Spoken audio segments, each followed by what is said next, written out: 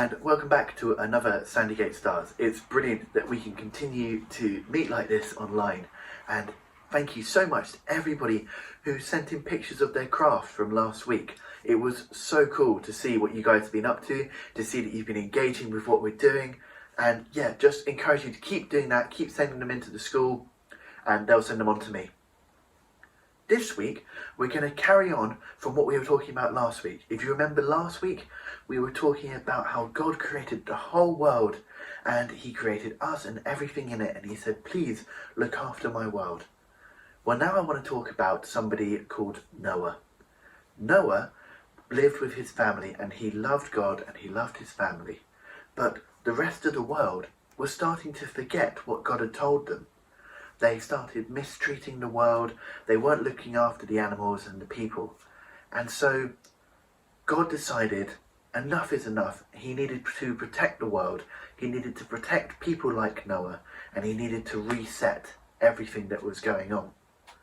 But God made a promise. He said, Noah, you are good.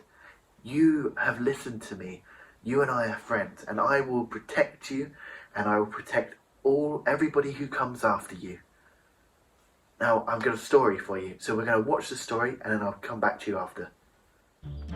Stories of the Bible. Noah and the Flood.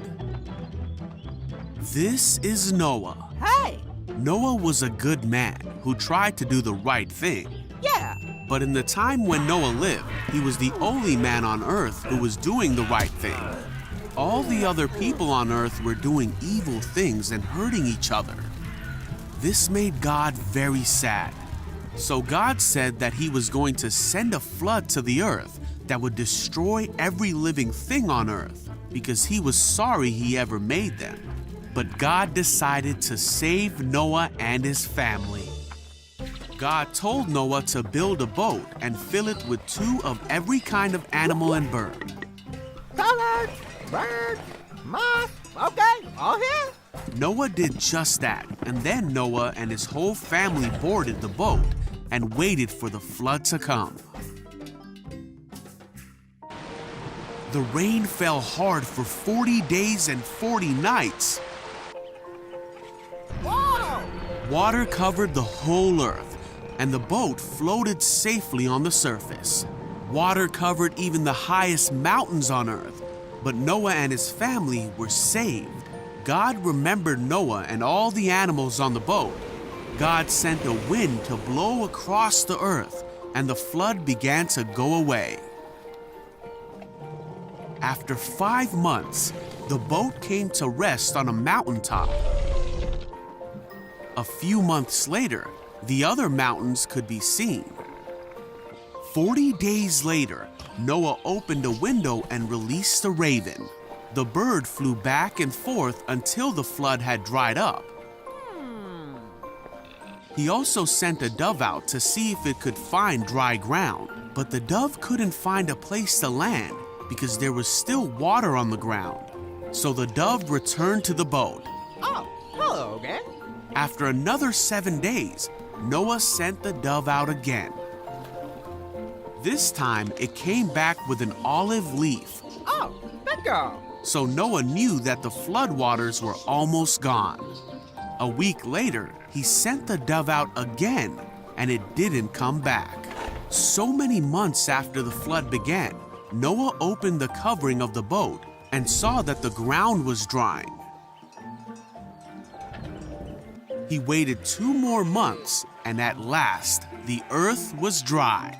Then God said to Noah, "Leave the boat, all of you.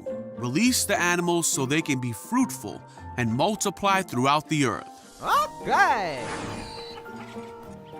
So Noah, his family, and all the animals finally left the boat.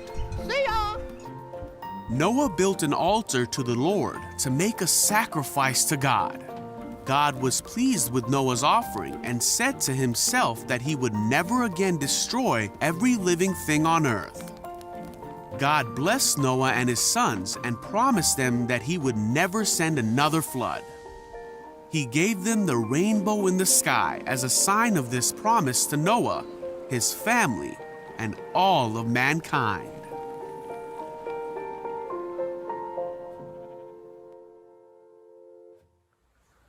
Wow. So the message we learned from this is that God kept his promise. God promised Noah that he would keep him safe, and he did. God kept him safe, and Noah went on to repopulate the world. All of his people started to take care of it, and God has continued to keep that promise. He's never ever going to reset us because he loves us.